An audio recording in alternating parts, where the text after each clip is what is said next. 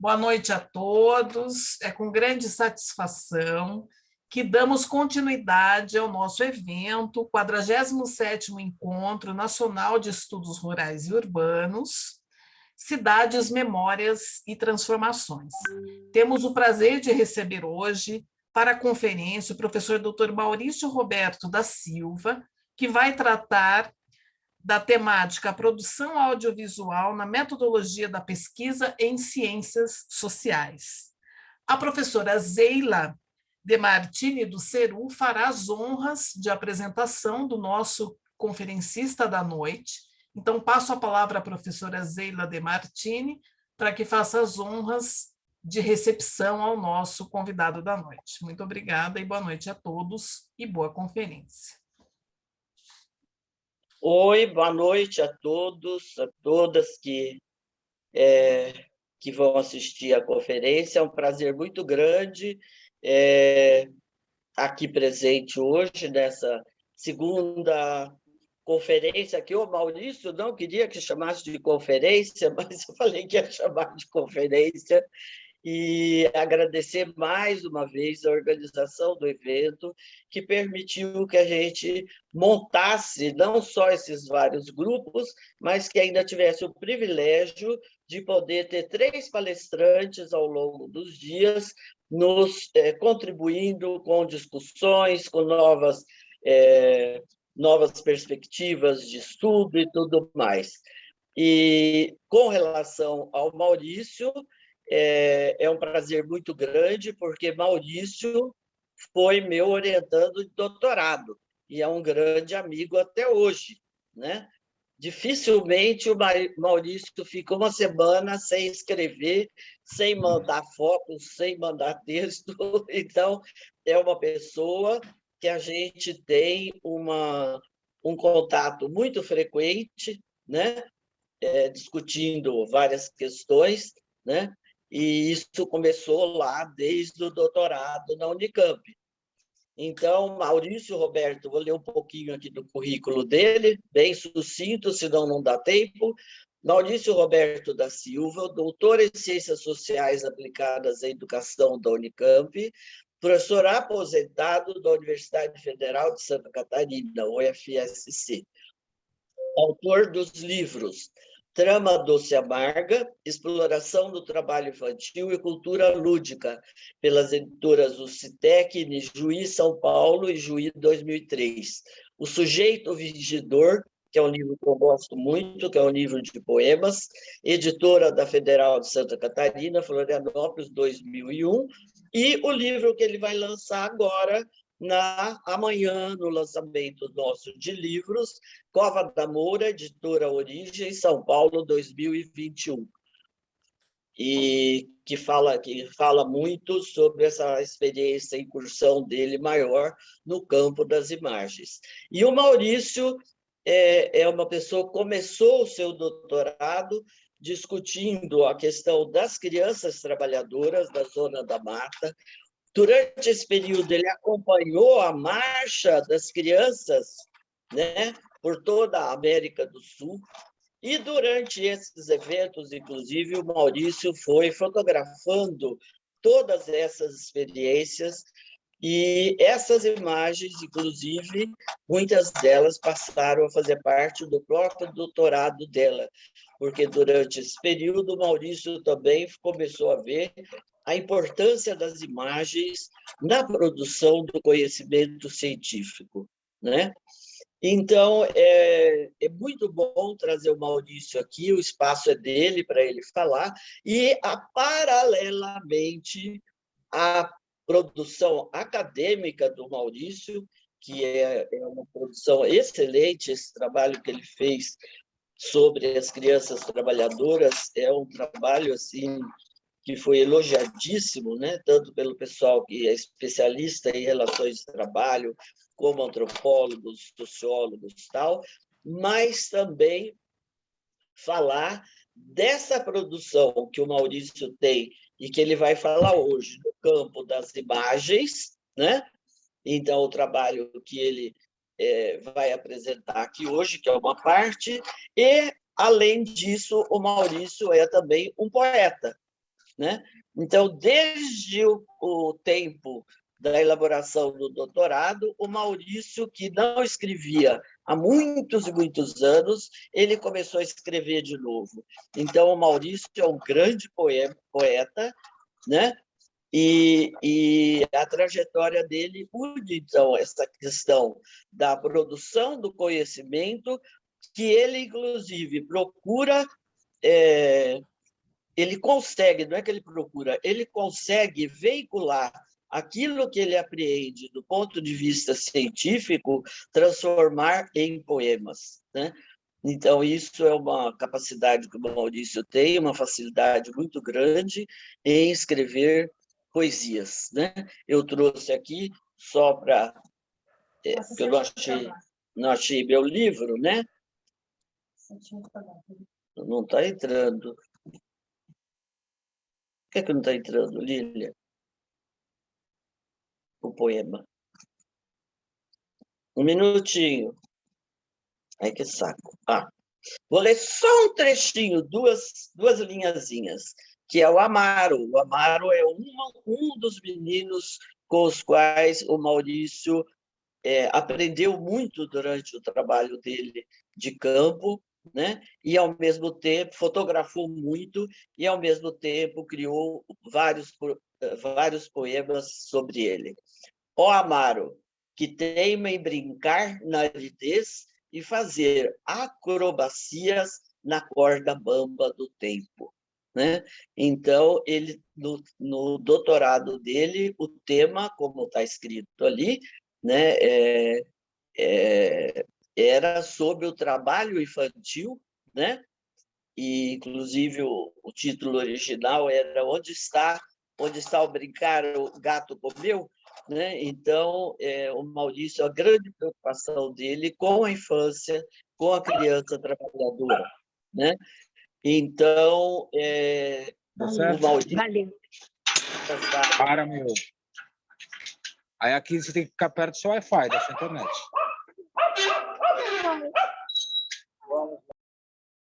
Professora Zeila, acho que o seu microfone fechou por algum motivo. Então, retomando, o Maurício ele tem essa capacidade de produzir conhecimento científico e, ao mesmo tempo, fotografar e criar poemas. Ele vai cruzando essas áreas na produção dele. E agora acho que podemos passar, então, para o professor Maurício, que o tempo não é lá muito longo, né? Para que ele possa, então, falar sobre a experiência dele. É um prazer muito grande que ele esteja aqui hoje com a gente.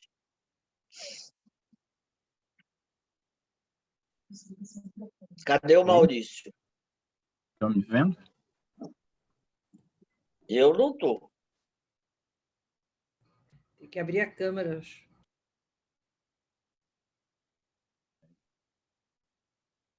Agora? Estão me vendo? Agora sim. E estão me ouvindo também? Também, professor, pode falar, estamos ouvindo bem. Tá. Muito bem. Olha, eu tenho muita alegria, né, de participar com vocês, minhas colegas, meus colegas, porque há muitos anos eu participei de diversas versões do Encontro Nacional de Estudos Rurais e Urbanos, né? Nesse momento agora, são Cidades, Memórias e Transformações, que é o tema. Dentro disso, eu propus um tema, né? Na verdade, para uma conferência, que é um nome muito pomposo, né? Mas, na verdade, uma bela conferência, acho como uma roda imensa de conversa, se for o caso, né? A produção audiovisual na metodologia da pesquisa em ciências sociais, né? Como o Zeila já falou, essa trajetória vem dos anos 90, né? Mas antes, eu quero fazer agradecimentos importantíssimos à própria professora Zeila, né? E todo o grupo, né? Eu estou vendo aqui que a Elis, não sei se a Ana também, teve bastante gente que segurou a peteca, né, para que o evento acontecesse. Então, eu quero dizer que fico muito, nesses tempos tão difíceis, né, pela resiliência e resistência também, de não deixar nem o Ceru, nem tampouco os encontros do Ceru morrerem. Eu acho isso um compromisso ético, político, pedagógico, sociológico de vocês. Então, eu acho que também outra coisa, na memória, não só das produções do Ceru, mas também, né, dos encontros e das publicações e dos debates até hoje, né, está sempre ali, de algum modo, amalgamados os ensinamentos da profunda pesquisa sociológica engendrada pela nossa saudosa Maria Isaura Pereira de Queiroz e seus colaboradores e suas colaboradoras ao longo da história. Eu acho que esse agradecimento é nesse sentido de ver hoje, não é? Estou vendo ali a Ana, eu agora que está caindo a ficha que você é a Ana Negrão. Saudações também a Elis, que eu já, né, e ao mestre Paulão, e outros que aparecerem, mas a Ana faz tempo que a gente não se vê. Eu, na verdade, quando fui escrever esse tema produção audiovisual na metodologia da pesquisa, eu pensei em 4 eixos, entendeu? O primeiro deles é a questão da necessidade de, na produção audiovisual, mas também escrita, recuperar o conceito e a prática da imaginação sociológica do Wright Mills, né? Que eu sou, não digo que sou profundo estudioso, mas eu sou um grande fã do Wright Mills, né? E nesses tempos de pandemia eu pensei muito em recuperar isso, porque a gente ficava em casa e o que é que a gente escreve e tal, e tantos problemas, tantos temas, tantas coisas acontecendo. Isso é uma coisa. O outro é a necessidade de se pensar essas problemáticas que dizem respeito à produção audiovisual na metodologia da pesquisa em ciências sociais, a necessidade de se pensar, junto com Hailete Safiotti, uma noção que ela desenvolveu, inclusive está no livro da Maria Aparecida, que é a noção diretriz do NOC, e depois eu vou dar uma explicaçãozinha metodologicamente para que a gente tenha isso claro. Então, outro eixo também é a questão de recuperar Roger Bastide, né, na ideia da poesia como método de análise sociológica. Isso, eu devo muito isso a Zeila por ter me apresentado o Roger Bastide nessa perspectiva, que eu conheci outras coisas, e daí em diante, né, tudo que eu fiz escrito, na linguagem escrita, falada e audiovisual, tem sempre a questão da poesia como método que traz, né, por trás, né, subrepticiamente, a ideia de ser necessário hoje uma articulação entre produção do conhecimento científico em ciências sociais, mas também a produção audiovisual que não se separe da arte, da política e da cultura. Eu acho que essa é uma perspectiva, é um dos eixos, né, do trabalho. Então, em homenagem ao Roger Bastide, eu vou dar uma letra de música e vou fazer o que na prática também eu faço, sociologicamente, de análises que eu faço. Eu vou pedir permissão para cantar uma música e depois eu volto, não é? A música diz respeito ao chamado necrocapitalismo, neoliberalismo fascista de Bolsonaro, cujas destruições se insurgem na destruição do meio ambiente, da construção da vida, do mundo do trabalho, da chamada uberização do trabalho, saúde, educação, ciências, instituições científicas diversas e educativas, privatizações, e que repercute no agravamento das desigualdades sociais e raciais, de gênero, geração e cultura. Nessa conjuntura, né, das políticas, de produção do audiovisual no âmbito das políticas culturais do governo Bolsonaro, que também sofrem muito, né?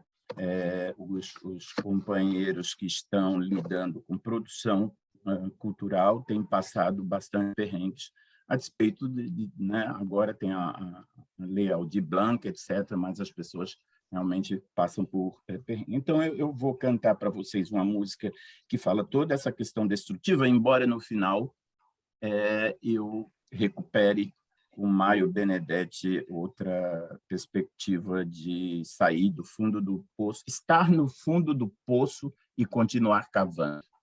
Muito bem. Eternas ondas.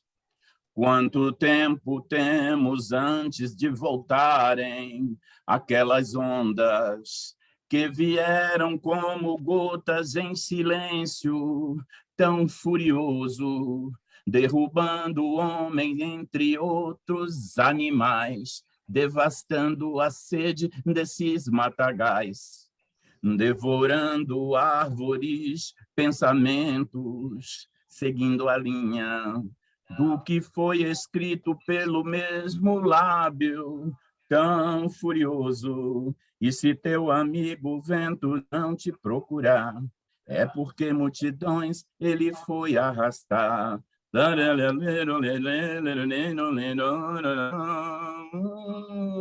Devorando árvores, pensamentos, seguindo a linha do que foi escrito pelo mesmo lábio, tão furioso. Muito bem.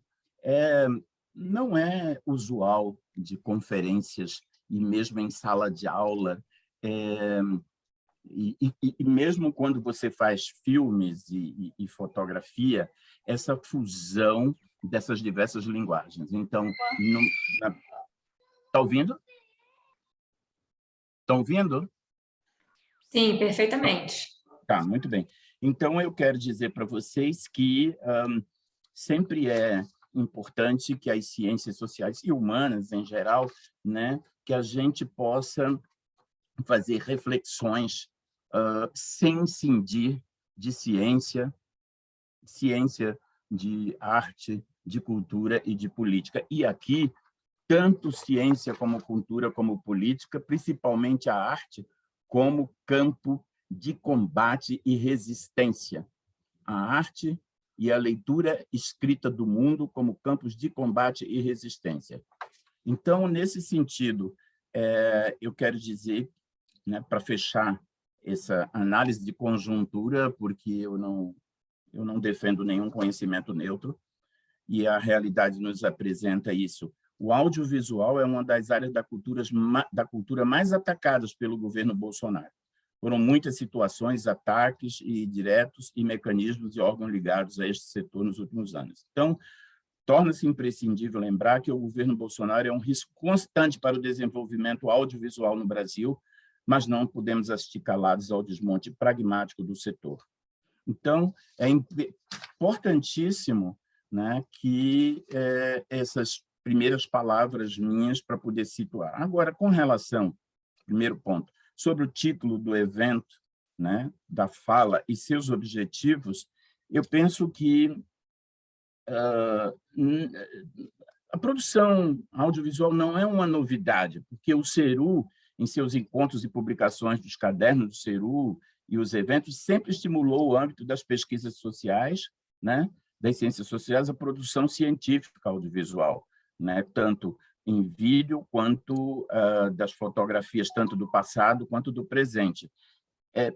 Eu andei folheando alguns exemplares, não é um estudo, mas eu percebi que há referência aqui e acolá sobre o que a gente convencionou chamar de etnocinema, né, da fotoetnografia, né, muitas referências aos curtas, aos média e aos longa-metragens, né, embora, na minha opinião, acho que seria mais importante hoje não apenas os estudos sobre isso, sobre o papel do audiovisual, mas o próprio audiovisual como linguagem mais efetiva, né, para refletir sobre questões epistemológicas das ciências sociais hoje.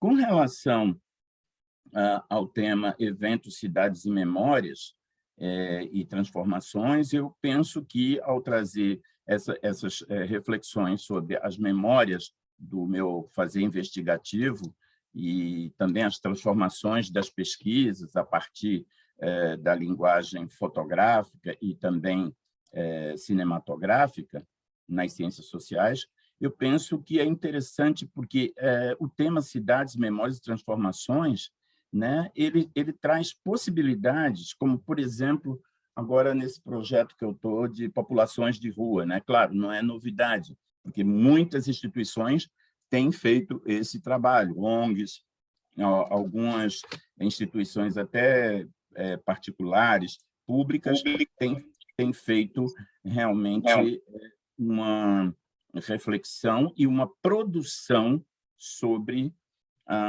o audiovisual, o artístico, cultural e a produção científica na metodologia da pesquisa. Esse último ponto é que eu acho que, na metodologia da pesquisa, e eu penso, pelo que eu observo, e até pelas dificuldades que eu tive até então, é que eu acho ainda um pouco tímido, não a reflexão sobre o papel da produção científica, o papel do audiovisual na produção, na metodologia da pesquisa, mas a própria produção, né, de filmes e o uso da fotografia, né, mas a tendência é de fotografias do passado, né, como o Centro de Memória lá em Campinas começou nos anos 90 e a própria UFSC, a USP, eu penso que ainda falta uma formação como Zeila e o grupo da Unicamp fez, que é o papel, por exemplo, da fotografia nas ciências sociais. Existe publicação e tal, mas quando a gente vai para as bancas,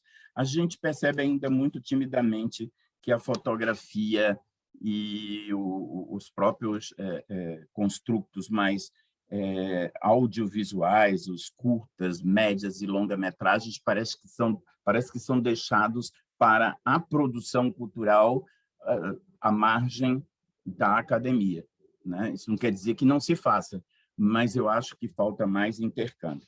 Nesse sentido, eu gostaria de destacar a relação entre produção científica e produção cultural, que é isso que eu acho que, em especial audiovisual, né? Uma vez que, apesar da destruição dessas políticas audiovisuais, há grupos e coletivos, ONGs, e uma enorme quantidade de projetos de resistência, né, na atualidade, que usam a lei Aldir Blanc para exigir políticas públicas no setor, numa incansável luta que pode agregar forças das ciências sociais e humanas em outras ciências, na arte, na cultura. Então, por exemplo, um exemplo disso é agora um documentário que saiu lá no Amazonas sobre a Amazônia, chamada Rios, né, que vai discutir sobre as problemáticas dos indígenas, que não é o único trabalho sobre isso. Eu penso que talvez essa seja um desafio, né, para nós. Outros exemplos, por exemplo, O Homem-Onça, que é um filme recente, eu acho que é um longa, que vai tratar sobre o trabalho, esse trabalho precarizado que a gente vê hoje. Então, um filme muito bonito. O Homem-Onça, inclusive, se não me engano, está no YouTube já há muito tempo. Marighella, né? E aí eu me lembro de trabalhos, quer dizer, a gente tem que relativizar a não produção pelos grupos de pesquisa de audiovisuais em si, a gente tem que relativizar porque muitos dos trabalhos que foram feitos, tese, doutorado e mestrado, viraram tema, né? Por exemplo, o trabalho de Alba Zaluar, claro, não é daí, de São Paulo, mas é do Brasil, que virou Cidade de Deus, que é a tese dela, né? Então, a gente tem que também relativizar isso e ver que muitos dos nossos construtos terminam virando produção, mas lá na produção cultural, né? Não sei por que cargas d'água a gente não consegue, e é por questões também de financiamento, que lá fora já é difícil, né? Com relação à metodologia da pesquisa em ciências sociais, não é? Eu considero que permanece, quer dizer, na verdade, a discussão que o CERU tem feito ao longo do tempo, principalmente priorizando a questão da história oral e a pesquisa sociológica, né? porque também ali também, de algum modo, está, né, tá aberto para essa produção audiovisual, né, e a reflexão sobre ela, principalmente, como eu já falei, nos cadernos.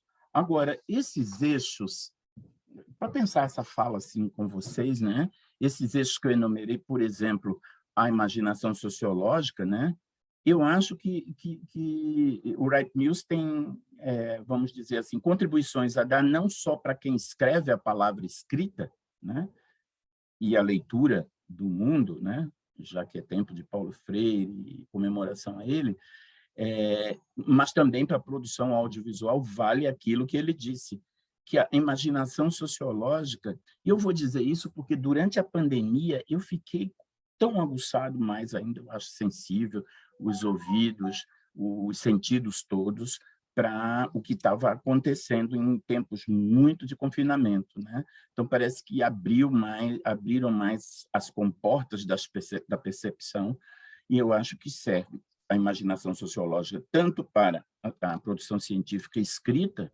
que nós, inclusive, valorizamos muito, e eu também, né, a leitura de clássicos, a escrita sobre clássicos e tal, sobre problemáticas públicas, mas eu acho que também serve para a produção audiovisual, que é a imaginação sociológica como uma qualidade intelectual de natureza crítica que prevê a sintonia do cientista social com os problemas individuais ligados a realidades mais amplas e aos problemas de relevância pública. Olha, com certeza, eu tive diversos momentos que eu fiquei pensando se aquilo que eu sentia e sinto durante a pandemia, no ponto de vista da economia política, no ponto de vista da cultura, no ponto de vista das relações sociais, eu fiquei pensando que era uma coisa minha, mas que algures muita gente no coletivo estava passando por isso. Então, o cientista social tem que realmente, e o produtor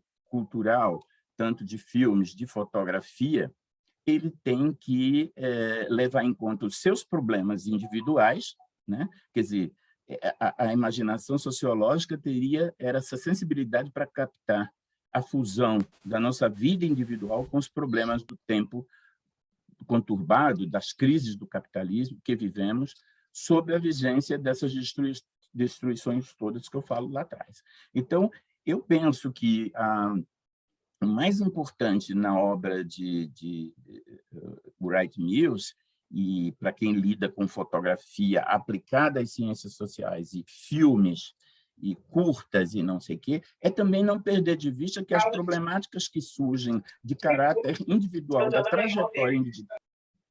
Oi? Alguém falou alguma coisa ou não? Alô? Está ouvindo? Creio que não, professor. Só foi algum tá bom. Barulho de interferência. Tá certo, tá. Então, eu acho que esse é o eixo dessa minha singela fala hoje, que eu recuperei durante a pandemia, não é? Essa ideia de que a fusão da nossa vida individual é fundamental à articulação com os problemas do tempo que a gente, de crises do capitalismo que a gente está vivendo. Por exemplo, na fotografia, diversos escritos, inclusive pelo próprio Boris Kossoy, Susan Sontag, né, que vão dizer exatamente isso. Quando você fotografa, é a síntese de múltiplas determinações. Tudo que você leu, tudo que você viu, de algum modo se expressa na hora do clique, né? Mas também na hora que você produz imagens. São escolhas que, inclusive epistemológicas, né? Do ponto de vista do conhecimento gnoseológicas também e ontológicas, aparecem na fotografia. Aparece, por exemplo, essa que me disseram que já era uma espécie de loucura de estar tão assim preocupado com as infância e desigualdades sociais, infância e classe social, que vamos dizer, uma categoria cara nas ciências sociais, né? E nas humanas também. Muitas vezes a categoria de classe sequer é mencionada, ou então com um nome mais assim, talvez pelo receio, né, de se dizer de esquerda e marxista, etc., né?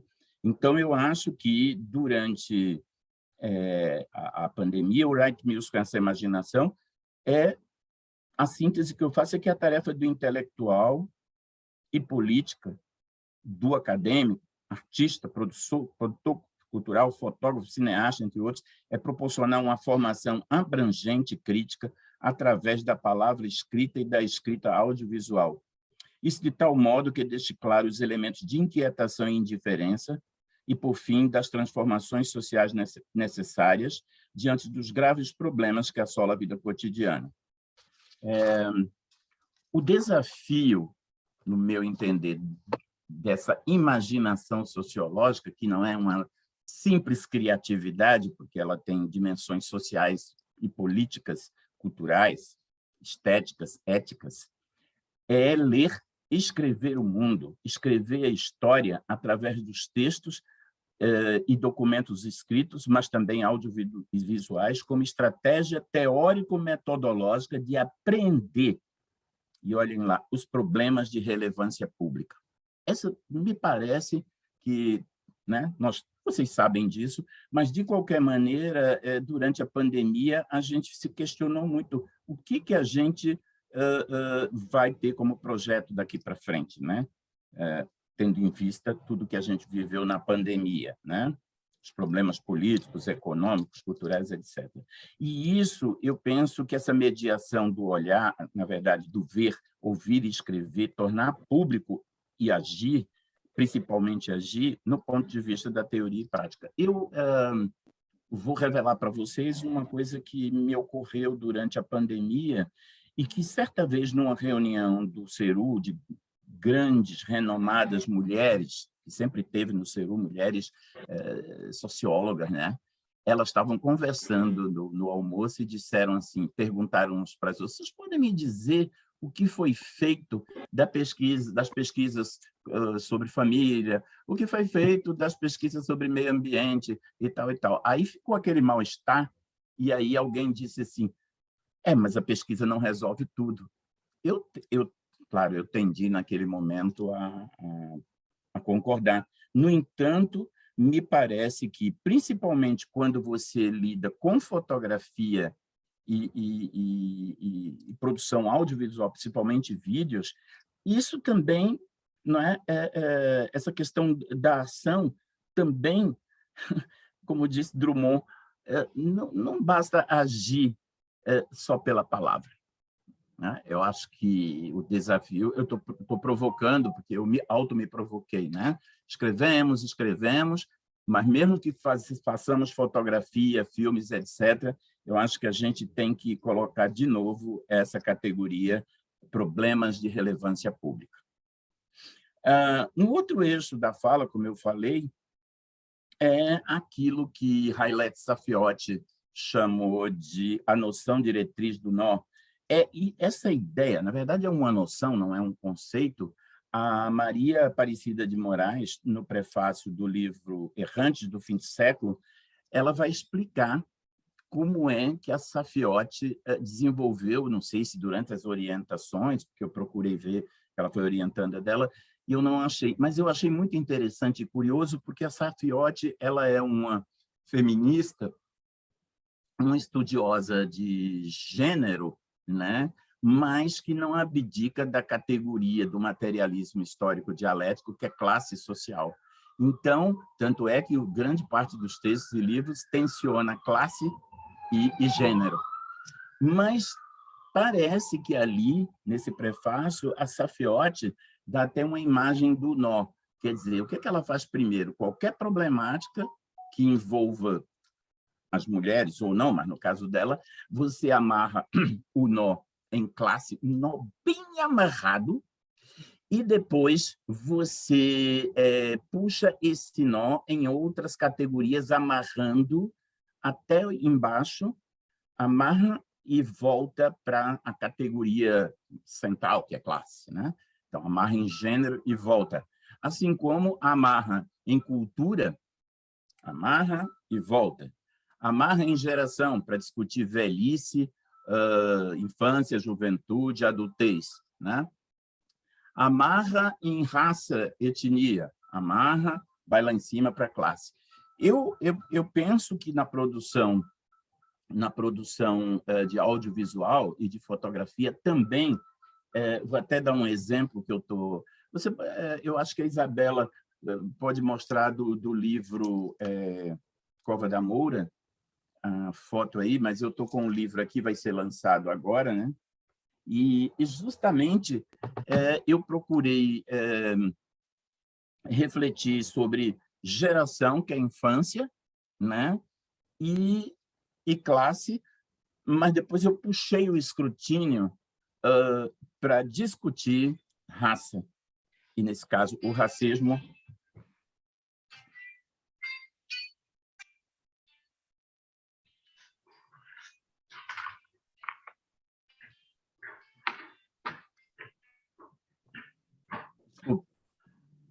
Amarrar classe, né? Na geração e classe e raça, amarrar em classe social, né? Porque, como diz Florestan Fernandes, né? Nos seus escritos sobre os negros, o movimento negro, é impossível discutir racismo sem discutir classe social, né? Então, nesse caso, até agora vai ter o lançamento no Pelourinho, na Casa Jorge Amado, e eu vou abrir com a música, não vou cantá-la, lógico, mas a música do Gil e do Caetano, que é Haiti, né? Haiti vai dizer, são todos pretos, todos pobres. Quando você estiver no adro da Fundação Jorge Amado e olhar os pretos apanhando dos próprios pretos, são todos pretos, todos pobres, e por aí vai. Então, eu acho que a Safiotti me fez, desde sempre, mas agora, na pandemia, eu senti muito isso, quer dizer, até para quem lida com o materialismo histórico dialético, que não abre mão de classe social, que é o meu caso, mas também essa flexibilidade de fazer interseções importantíssima com as outras categorias sociológicas e ontológicas, né? Então, esse é uma ideia, a noção diretriz do nó, que está no Errantes do Fim do Século, de Aparecida de Moraes, que eu acho que, com a câmera na mão, com a fotografia, e mesmo fotografias do passado, que é uma outra coisa que já se faz muito, né? Análise, recuperação das memórias do passado. Mas, por exemplo, eu noto que a formação de pesquisadores fotógrafos e pesquisadores cineastas, né, tem sido em menor. Aqui e acolá há grupos de pesquisa que se dedicam a isso, mas parece que é deixado de lado para os fotógrafos fazerem e os cineastas. E nós, sociólogos e cientistas, muitas vezes esquecemos um pouco disso. No entanto, acho que para essa construção de projetos audiovisuais na metodologia da pesquisa, a articulação da ciência, que é outro mote, né, que é outro eixo, arte, política e cultura, tem que ter, bom, eu já dei o exemplo do Bastide, né, mas eu acho que a ideia de Brecht, que a ciência só se justifica para eliminar a miséria humana, também a política só se justifica se for para intervir na realidade, para transformá-la em todas as suas dimensões. A cultura também, né? E a arte tem que ser vista não como salvação, que a arte salva, mas arte que, nesses tempos, eu estou falando dos tempos atuais, durante a pandemia, pré-pandemia, com os golpes todos que a gente viveu, durante a pandemia e pós-pandemia, e durante essas eleições, eu acho que a arte só salva se estiver dialogando ali com a ciência, com a política. Só assim a gente pode melhorar, minorar, né? E a ideia de arte como combate, como política, de intervir na realidade. A arte, então, deve se somar à política, né? E à ciência, né? Para a gente conseguir, né? De algum modo, dizer que essa separação entre essas categorias humanas, como arte, política, etc., que elas possam nos ajudar na pesquisa, na metodologia da pesquisa, com base, inclusive, na noção diretriz do nó, da Safioti, ajudar a produzir construtos, né, que a gente já faz com bastante profundidade, mas talvez precisássemos isso. Com relação aos filmes, às fotografias, eu noto que com o advento dos smartphones, né, eu acho que a gente tem, é uma hipótese, né? Não vou afirmar isso, mas eu percebo, por exemplo, crianças, jovens, muitas vezes nem tem isso na escola, eles estão se apropriando dos celulares, fazendo verdadeiras narrativas, entendeu? Imagéticas, dentro do celular e ainda editam. Eu fico impressionado com o pessoal da minha rua, meus vizinhos, nos movimentos sociais, jovens fazendo isso. Isso parece que é um movimento, parece, não tenho certeza, que alguns grupos de pesquisa, principalmente nas ciências sociais, não conseguem acompanhar essa produção audiovisual sobre questões de relevância pública. Eu queria falar agora, né, sobre... na verdade, a minha trajetória já foi dita pela Zeila, mas eu vou colocar mais as questões teórico-metodológicas, né? Inclusive sobre a própria produção audiovisual para a formação da graduação à pós-graduação. O que eu percebi, na verdade, foi estudando na Unicamp no início dos anos 90, ali com... Até estou com o livro dele aqui, ó, Boris Kosoy, né? Fotografia e História, porque ali o Centro de Memória, lá na Unicamp, estava começando assim, a usar essa coisa de recuperar, a própria Olga von Simpson recuperou de um bairro de Campinas, a cultura alemã, através de vestígios e fotos e álbuns do passado de uma cultura de um grupo alemão, da Alemanha. Isso estava sendo discutido, né? As fontes fotográficas e a recuperação das informações na metodologia da pesquisa. Isso continua a valer, né? Não é que isso não tenha sido feito, mas eu vejo, por exemplo, essa coisa da história do presente ou das problemáticas que a gente vê no cotidiano, muitas vezes a gente vê orientandos correndo para lá e para cá, não sabem o que é que vão investigar quando falta essa injeção de imaginação sociológica, de refletir sobre os problemas pessoais, né? E que tem também uma dimensão pública. Eu vejo dessa forma. A formação deveria ser desde a graduação e após. Há controvérsia sobre o uso de audiovisuais na metodologia da pesquisa como texto e leitura escrita do mundo, a partir de Paulo Freire. Não só a partir de Paulo Freire, mas há controvérsias porque é visto sempre como uma ilustração, uma coisa à parte. A poesia, por exemplo, né? Não é audiovisual, mas tem imagem, é vista só como epígrafe, não como texto, né, que traz em si uma hermenêutica, que traz em si uma semiótica capaz de dar fortalecimento ao trabalho, quase como se juntasse ao texto escrito. Lógico que há trabalhos assim, mas o que eu estou discutindo é sobre, nessa trajetória, o que foi que eu fui vendo. Acho que na metodologia da pesquisa, tanto quanto nos filmes ou nas fotografias, as perguntas continuam. Para que pesquisamos? Para que pesquisamos, então? Para que filmamos e para quem escrevemos? Para quem filmamos ou fotografamos? São perguntas que servem, né? Eu vou dar um exemplo concreto da minha produção. Se a Isabela puder mostrar ali essas do YouTube ali, três filmes. Ó, vocês estão vendo aqui Abelardo, É Hora de Brincar, e Servidão Bambuzal e Da Hora e Seus Meninos do Recife. Servidão Bambuzal é a minha rua, né? Veja que neura aqui Neura chegou minha imaginação sociológica, não precisa abrir ele não, porque são 20 e tantos minutos. Mas a questão é que eu estava em Salvador durante o período que tinha óleo nas praias do Nordeste e o terreno baldio na minha rua, o dono, junto com a imobiliária, mandou queimar os bambuzais que dão nome à rua, entendeu? Eu fiquei revoltadíssimo, escrevi um manifesto e reuni tudo que eu tinha, não é, para poder fazer um pequeno documentário sobre a destruição dos bambuzais. Né? Escrevi um manifesto chamado O Bambu Não Geme Mais, que é uma expressão que se usa em Salvador, dizer, o bicho vai pegar, o bambu não geme mais.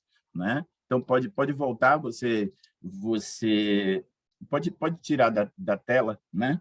Então, é preciso, em termos de formação, né, ter claro que a experiência audiovisual, né, ela é necessária, né, nos espaços educativos, né, quer seja em escolas, movimentos sociais, sindicatos, etc., universidades. Porque só parece que aquelas áreas assim, jornalismo, comunicação, é que aceita, por exemplo, TCC e trabalhos em audiovisual, com um encarte ou com um texto. Alô? Estamos te ouvindo, professor. Fique tranquilo. Tá, tudo bem. Então, me parece que falta para nós, das ciências sociais, buscar mais a transversalidade das mídias audiovisuais como um desafio importante para as instituições de ensino e também no enfrentamento com as novas problemáticas que surgem. Né?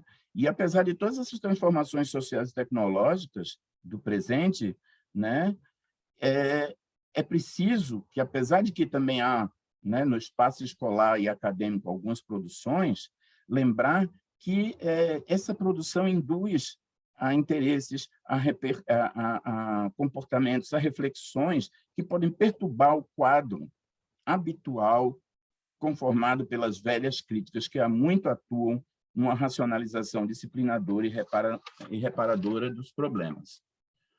É o pensar, o sentir e o trabalho lúdico que acompanham esse tipo de produção, que eu acho altamente positivo. Ao contrário da cultura midiática, não separa o sensível, a cultura midiática não separa o sensível do inteligível, a atividade reflexiva do entretenimento, a teoria da prática, a linguagem escrita e a falada da linguagem audiovisual. Talvez tenhamos que admitir que a linguagem audiovisual, especificamente no âmbito acadêmico, desde sempre na atual conjuntura, é de suma relevância para a construção de uma cidadania crítica participativa, pois é através de ferramentas audiovisuais de caráter crítico transformador que poderemos construir um diálogo entre os produtos meramente culturais, ou chamados de culturais, e a produção científica acadêmica, com vista a realizar reflexões filosóficas, sociológicas sobre os problemas de relevância pública, tais como, já foi dito aqui, classe social, meio ambiente, trabalho, desemprego, subemprego, racismo, etc. Muito bem, vou me fixar agora realmente na produção nos anos 90. Você vai ver que tem alguns livros aí que foram colocados, que podem ir para a tela, que foram construídos, como a Zeila fala, né, nos anos 90, né, e que essa aproximação com as artes, ela começa naturalmente mediado por pessoas como Neuza Guzmão, Olga Foncímetro e a própria Zeila, né, que, naquela altura orientadora, trouxe vamos dizer, um curso com mais ou menos 10 intelectuais das imagens, né, para discutir fotografia aplicada às ciências sociais. Dali em diante, né, eu passei a entender tanto fotografia e, mais recentemente, a produção mais audiovisual, vídeo, curta-metragem, etc., como um meio de conhecimento, né? E nesse âmbito, fui acompanhando as críticas à fotografia social de Sebastião Salgado, né? Também chamada de estética da miséria, da qual eu não concordo, né?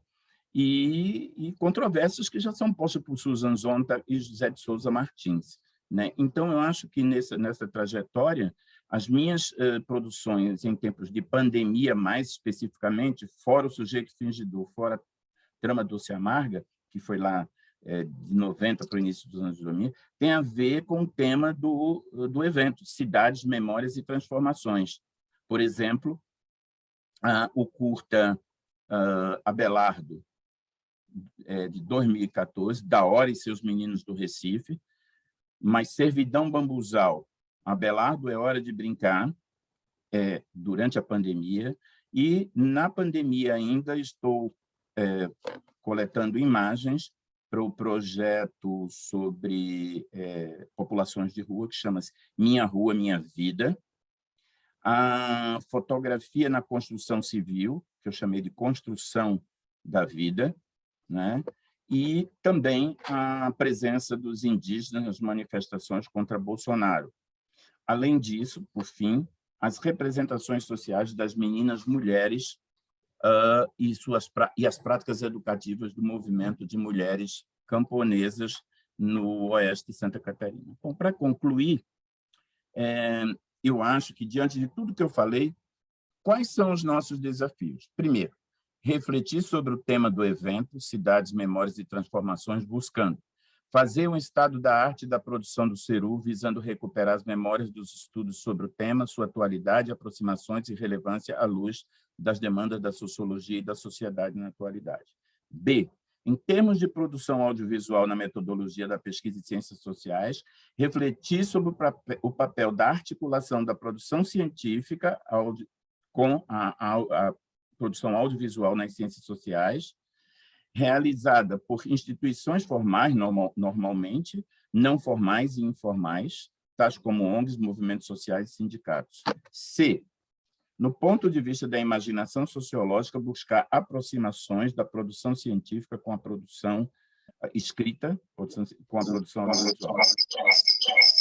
Nessa direção, no ponto de vista da formação dos pesquisadores nas ciências sociais proposta pelo Ceru, o desafio é refletir, no ponto de vista epistemológico, gnoseológico e metodológico, sobre a pertinência da produção audiovisual e seu papel na produção do conhecimento sobre os desafios de investigar as problemáticas do tempo em que vivemos, problemas de relevância pública, sugeridas e inerentes à vida cotidiana política, econômica e cultural no atual estágio do neoliberalismo fascista do governo de ultradireita, Bolsonaro, e para além desse. Finalizo essa fala, né? De novo, fazendo uma homenagem a Roger Bastide, seguindo as trilhas dele com a poesia como método, com a música temporal, e também o poema de Mário Benedetti, Por que Cantamos?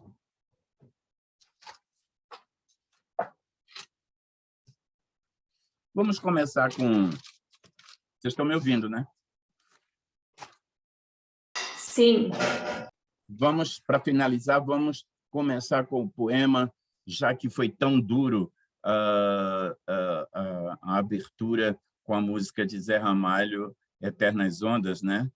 Não sei se vocês lembram ali, que é quanto tempo temos de voltarem aquelas ondas que vieram como gotas em silêncio tão furioso, derrubando homens entre outros animais.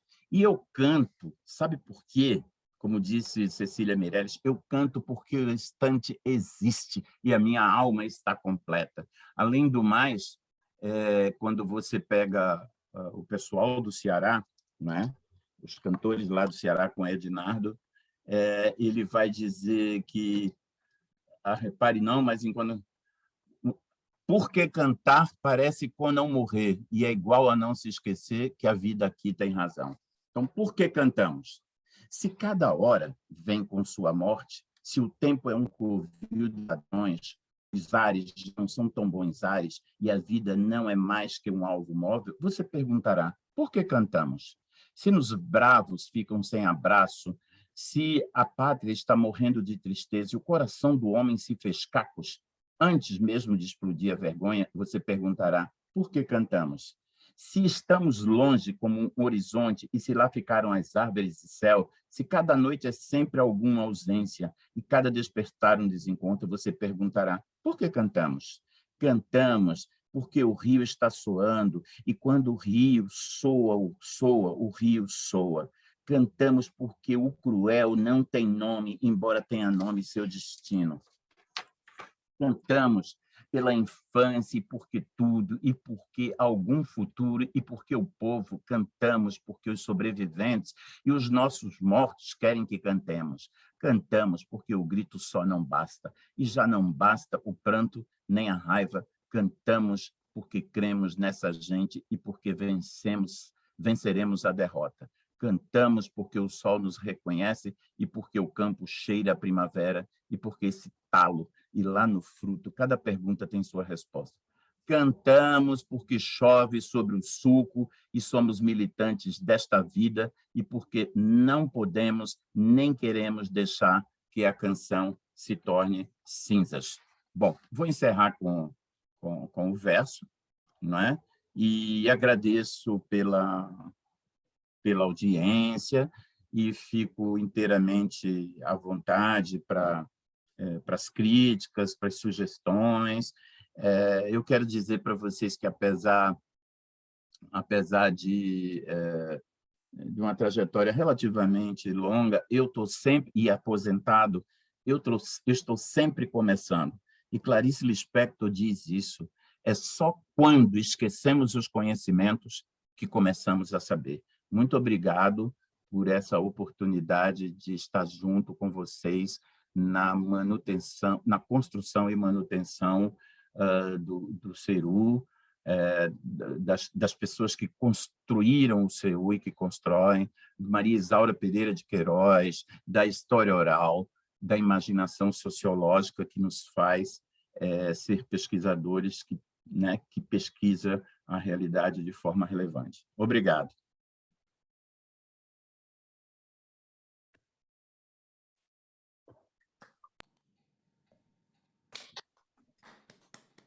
Obrigada, professor. Posso falar? Pode, deve. Quando eu falei para o Maurício que ia ser conferência, ele mudou o que ele ia falar, viu, gente? Né?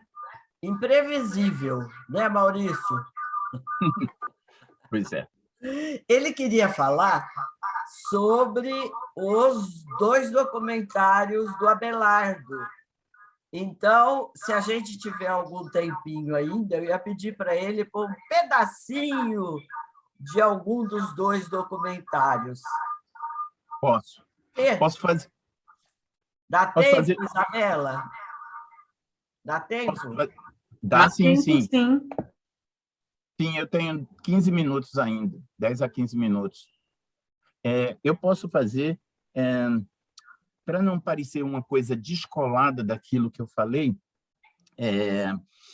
eu, em 2014, isso tem 2 momentos, né? O primeiro do Abelardo é 2014, quando ele morreu. Em seguida, 3 semanas depois do filme, ele faleceu. O Abelardo é um artista muito multiartista de Recife, né? É escultor, gravurista, pintor, poeta, e pintou e escreveu obras e produziu obras em 4 eixos: as mulheres, que ele amava, as crianças, normalmente as crianças empobrecidas, também a cultura popular e as desigualdades sociais. Então, esses 4 eixos eram, assim, isso eu estou falando do filme Da Hora e Seus Meninos do Recife. Eu fui a Recife, não tinha pós-doc, mais nada ali para fazer. Eu fui, porque eu nasci lá, e eu me lembrei que no quarto da empregada estavam guardadas essas gravuras. E a empregada era minha mãe, a empregada da casa do patrão, que era o meu pai, eu não sabia. Né? Essa Casa Grande Senzala. Mas eu vi 200 cópias do Meninos do Recife mostrando crianças nas gravuras, assim, pedindo na lama, catando caranguejo, vendendo coisas e tal, e eu cresci com isso. Talvez essa ideia de imaginação sociológica não é algo inerente a quem pesquisa, né? Assim, ao pesquisador, mas a necessidade de formação ampliada, né? De uma formação omnilateral, como dizia Marx, em todas as suas perspectivas e dimensões. Então, eu com aquilo, depois de anos, já tendo feito doutorado, pós-doc, eu me lembrei dessa coleção Meninos do Recife, perguntei para uma tia minha se eu gostaria de conhecer o Abelardo. Ela disse, ele está vivo, ele não morreu. Ele me recebeu e concordou dar entrevistas, né? E aí eu fui fazer em vídeo e tal, e produzi Da Hora e Seus Meninos do Recife, que é Abelardo da Hora. Aí eu usei a metáfora, Da Hora e Seus Meninos do Recife. Ali ele vai contar como é que ele produziu essas obras todas, mas principalmente os meninos do Recife, porque ele era secretário de obras e jardins, e ele ficava muito comovido com essas crianças que sofriam tanto na periferia, né? Então, ele vai falar da ditadura, que foi preso. É interessante vocês verem isso, né? Esse foi o primeiro, 2014. 3 semanas depois, ele faleceu. Mas, antes de falecer, ele vira-se para mim e diz, o que é que você vai fazer com essas aquarelas? As aquarelas são 21 a 22 aquarelas sobre as brincadeiras das crianças empobrecidas das periferias do Recife, né? Aí eu disse, olha, eu acho que eu vou fazer uma animação, mas foi uma promessa vã. 3 semanas depois ele faleceu. Aí eu fui professor em Chapecó, fui demitido por razões políticas. Aí agora, 1 ano e meio para cá, 2 anos, eu decidi retomar e fazer uma animação, uma ousadia, né? Primeiro porque eu não entendia de animação, que aquilo é muito específico, até falei com Zeila sobre o sobrinho dela, que é do Anima Mundi, não sei o quê, não sei o quê, não sei o quê. Muito bem. Qual era a minha intenção? Era recuperar a memória de Abelardo, mas num dos eixos da obra dele, que eram as crianças, mas, nesse caso, as crianças das periferias. E aí, coloquei essas animações. O filme, para minha surpresa, foi para um concurso, né? Uma mostra de cinema para pessoas diretores acima de 60 anos. Em 250, fiquei entre os 8. Não saí disso. Mas o que eu acho que é interessante colocar é que uma coisa tão delicada como as aquarelas sobre brincadeiras me fez ser coerente com a minha perspectiva epistemológica. O texto, né, do filme fala sobre desigualdades, criança empobrecida e tal, porque eu não podia simplesmente, né, mostrar as brincadeiras por brincar. Tinha que mostrar o contexto. Então, abre o filme, Abelardo sai do céu e cai nas palafitas e começam a aparecer as diversas brincadeiras e ele interage com cada uma das crianças, o bonequinho que a gente criou, né? Para poder depois ir para as escolas e tal. Então, eu acho que esse já foi feito na pandemia, durante a pandemia. Foi muito sofrido, porque não tinha recursos, eu não escrevi em editais nem nada, mas o que eu posso dizer para vocês é que eu fico muito contente de que não porque eu seja bambambam nem nada, mas é tudo... Zeila falou, não, mas é facilidade. Não tem facilidade. É duríssimo escrever um poema. Assim, principalmente se o poema pretende obedecer, entre aspas, aquilo que Bastide disse. Não basta fazer epígrafes, entendeu? Não basta, se não for para ajudar a fazer uma análise sociológica, não é o método, entendeu? Então, tanto na poética dos filmes, quanto na poética do que eu escrevo, Zeila sabe disso, os meus editoriais são eivados de política, ciência, cultura. Não abro mão dos clássicos, não vou dizer que sou um paradigma nisso, mas assim, o meu desafio é poder articular, à medida do possível, a ciência com arte e política e cultura. Esse foi o exercício nos 2 filmes, e eu acho que eles 2 me deram, os 3, né? Porque daí o outro, que é Servidão Bambuzal, terminou que eu entrei na problemática de meio ambiente por conta da Safiotti, porque o problema da noção diretriz do nó tem essa questão. Porque na academia, assim, se você estuda criança empobrecida, pronto, né? Você vai ter que estudar criança empobrecida para dar contribuições e no estado da arte. Acontece que no meio do caminho acontecem atravessamentos que de algum modo está ligado a crianças, assim, que você vai ter que entrar, né? Por exemplo, criança e meio ambiente, criança e classe e racismo, né? Então, esses 2 filmes, com um detalhe, são os únicos 2 filmes que existem sobre o Abelardo. Ninguém de cinema fez nada lá em Recife, nem no Nordeste.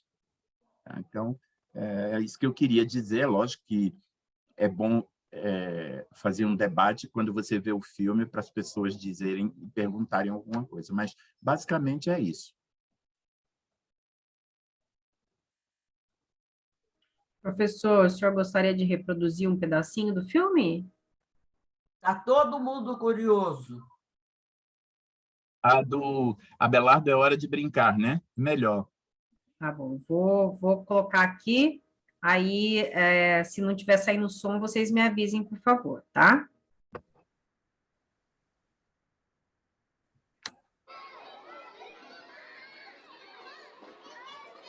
Abelardo, hora de brincar. Abelardo, é hora de brincar.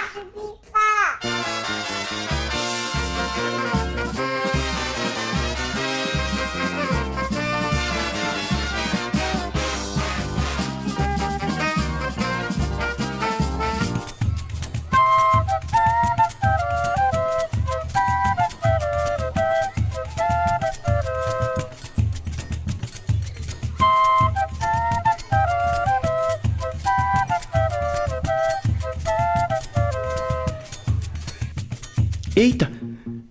Quem vem lá hoje da casa de Noca é o menino do Recife, Abelardo da Hora. Abelardo, quando faz suas artes, é o raio da celebrina, o cão chupando manga por detrás da bananeira e fumando cachimbo nas noites de lua cheia. Vote! Valei-me minha Nossa Senhora da Conceição! Rapaz, esse Abelardo é um menino arretado. É cheio de arte e munganga de artista.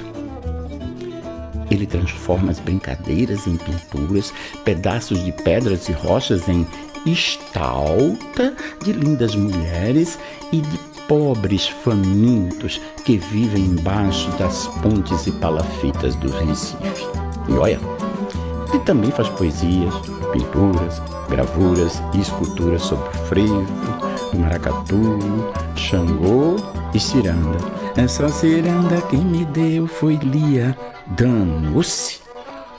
Hoje ele vem voando nas nuvens, vindo direto de João Pessoa para o Recife. E tu sabe por quê? Porque aqui no Recife não quiseram ver mais o Abelardo pintando o 7 na Rua do Sossego. Vixe, mas não se aveste não, porque hoje os meninos e as meninas das periferias do Recife empobrecido se reuniram e convidaram Abelardo para brincar.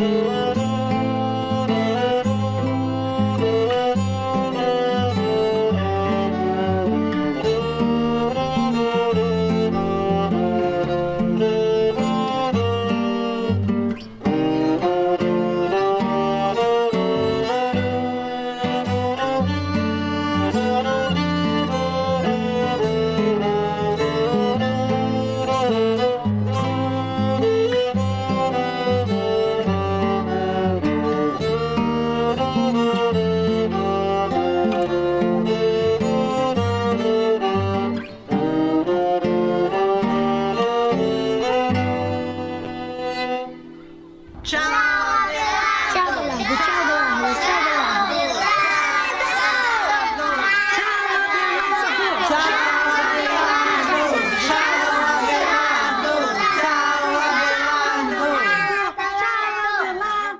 Tchau, Abelardo. Tchau, Abelardo. Oh, saudade, saudade tão grande. Saudade que eu sinto do clube das quatro vassouras, passistas traçando tesouras na rua repletas de lá. Batidas de bombos são maracatus retardados, chega da cidade cansados com seus estandartes no ar. Oh, saudade. Hora de brincar! Hora de brincar!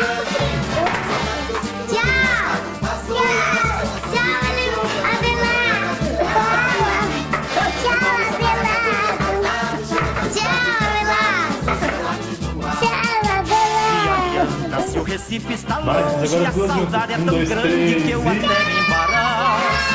Parece ver o grito cebola no passo, a e a colaço, o Recife está perto de mim. Parece ver o grito cebola no passo, e a colaço, o Recife está perto de mim. Ai, que saudade vem do meu Recife, da minha gente que ficou por lá. Quando eu pensava, chorava, falava, dizia bobagem, marcava viagem, mas nem resolvia. Vou-me embora, vou-me embora, vou-me embora pra lá. Vou-me embora, vou-me embora, vou-me embora pra lá.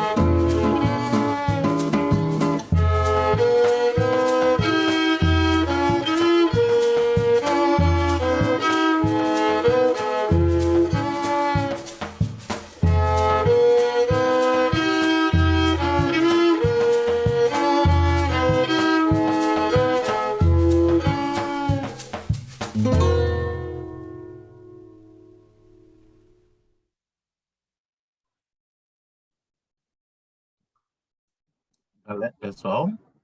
Alô? E aí?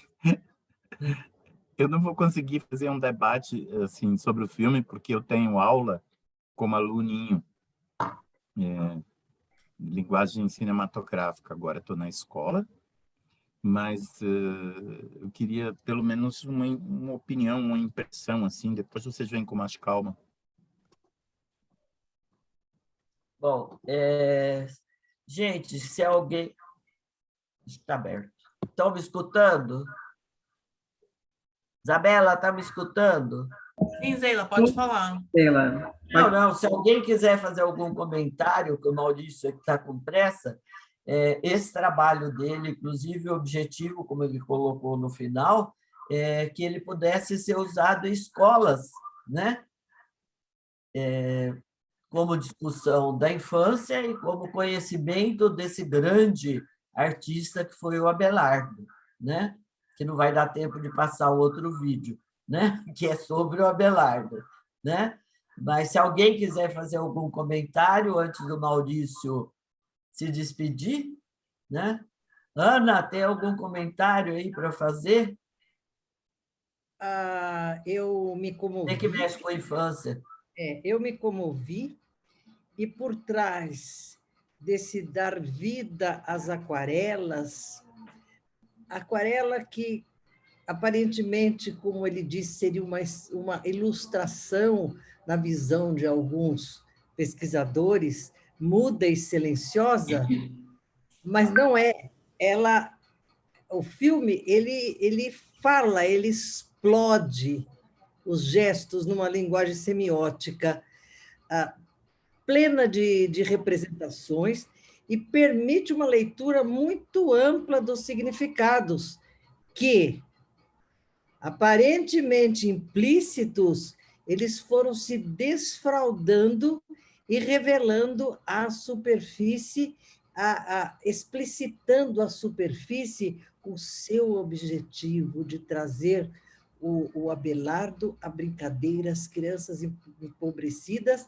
Então, é uma fonte de pesquisa, uma fonte para que se transforme a arte numa dimensão política, transforme a vida e alimente essa sede até das crianças, que elas precisam entender a vida, não só entender o mundo, mas se entender no mundo.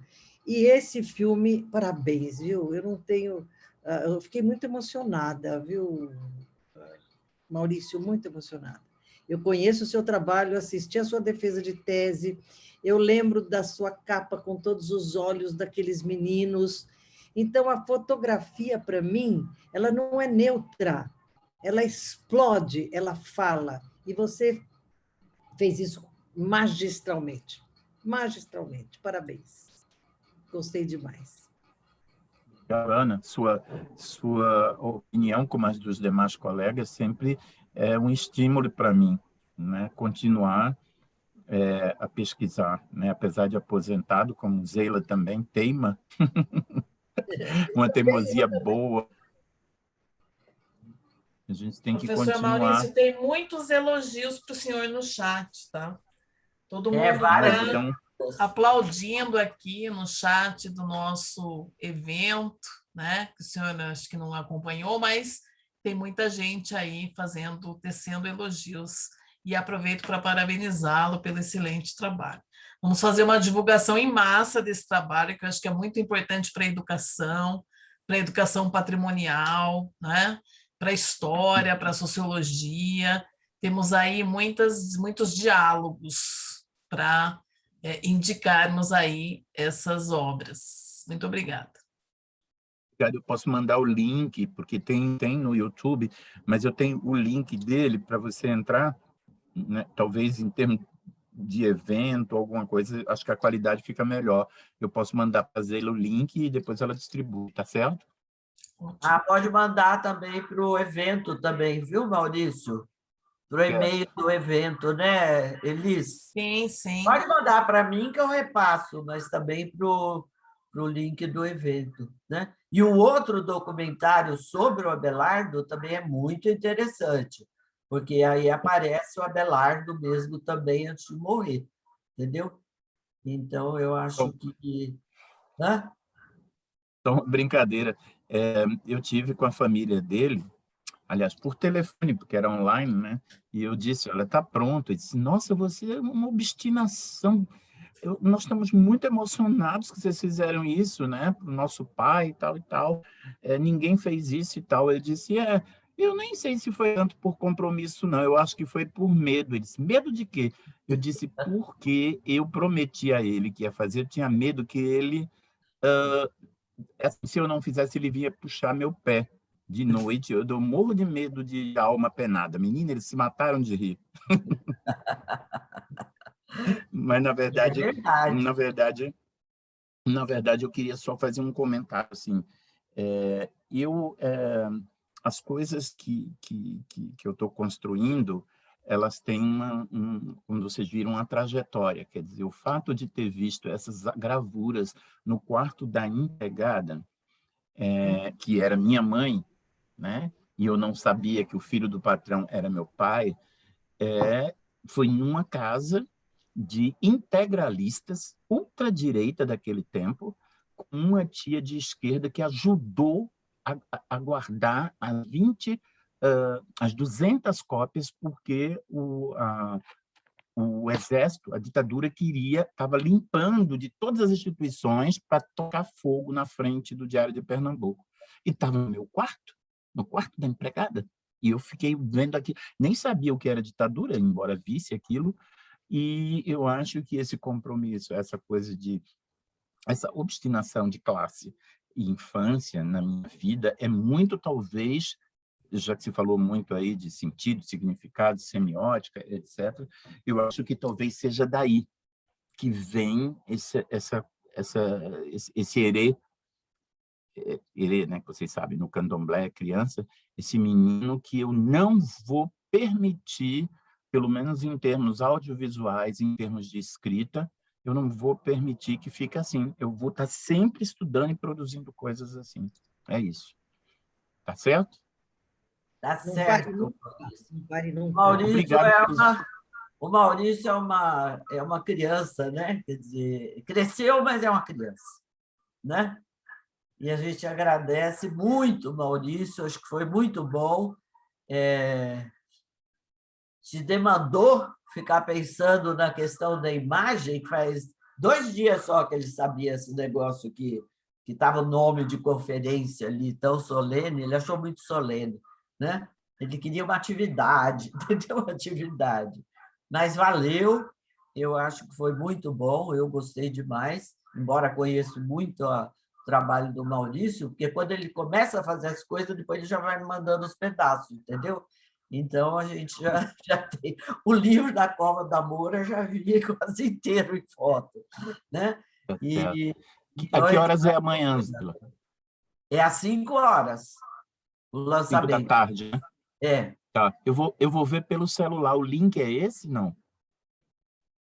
Eu não sei qual que é o link de amanhã. Qual que vai ser o link? Não, todos os dias nós teremos um link, tá? Então, o link é mandado todos os dias de manhã para os e-mails. Eu acho que o de amanhã já foi, inclusive, enviado, que eu acabei de ver no meu e-mail. O link, a gente vai postar lá o cartaz dos lançamentos e o cartaz da conferência e o encerramento. Então, Isabela, então só pedir para não esquecer, porque o Maurício não é inscrito, lembra que conferencista não era inscrito? Então, a gente passa para ele o cartaz. Você replica para ele, por gentileza. Pode deixar que eu passo as coisas.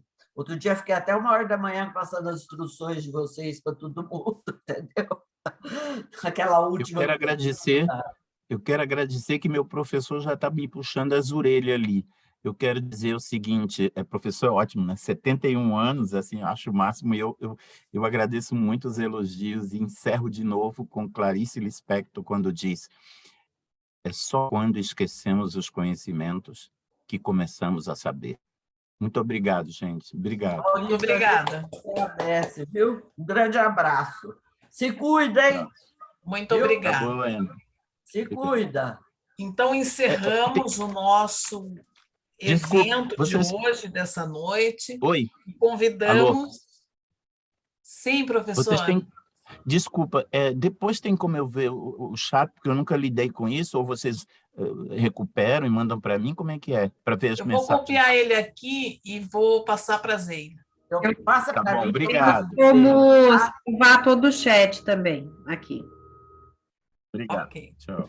Muito obrigada. Encerramos, então, o nosso evento da noite. Convidamos a todos a participarem das atividades de amanhã, quando finalizaremos o nosso encontro, né? Lembrando que teremos os GTs no período da tarde e lançamento de livros a partir das 17 horas. Tá passando. E também a conferência de encerramento do